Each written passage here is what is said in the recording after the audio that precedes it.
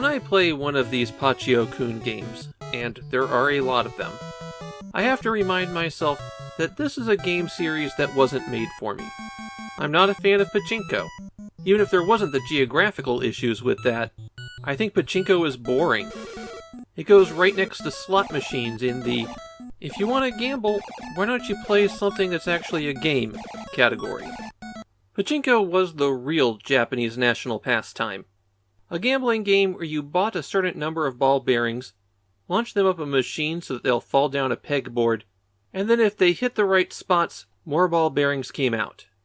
There's enough variability in how the balls launch and how they rebound off pegs that it was really just random chance whether or not you won.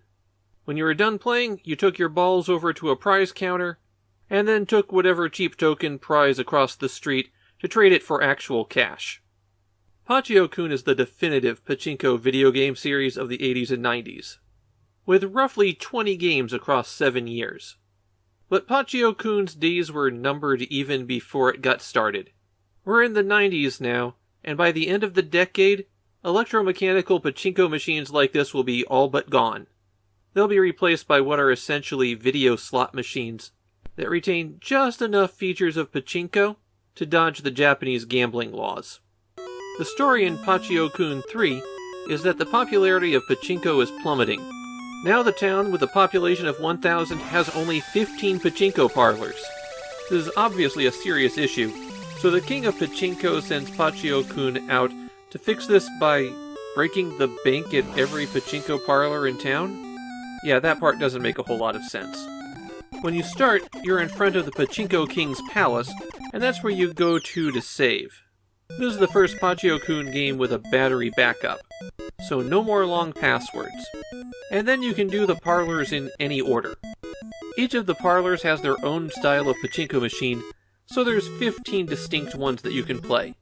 Inside the parlors you can talk to people, and you'll want to do that because there's at least one person in every parlor who can improve how well you do at playing the machines. At the back desk you'll find a woman that you can talk to, and she'll let you out of the building. And besides that, you've got the machines. When you sit down at one, there will be a certain number of balls already inside it, and you will have 100 balls. Your goal is to reduce the machine to 0. Left and right strengthen or weaken the launch spring. The A button launches, and the B button can be used to rotate some features on certain machines. The ones that have a slot machine-like mechanism that you can trip also have something that you want to try to match, and you can rotate that. If you run out of balls, it's game over, though you'll just pick up from your last save. You have to beat a certain number of machines at each parlor for it to be cleared, and that number varies at each one. It could be as few as 5 or as many as a dozen. Hitting select will pause the action at the pachinko machine, and you can hit up and down to choose a few different things. You've got the zoomed in view where you can take a look at how the pegs are bent, or you could quit playing that machine. And that's it. That's everything there is to playing Pachiokun 3. There isn't a lot of strategy here. You can look at the pegs to decide if they'll rebound off some holes that you want to get into. And on this machine, I found that if you launch at maximum strength, you'll pretty consistently trigger a big bonus mode.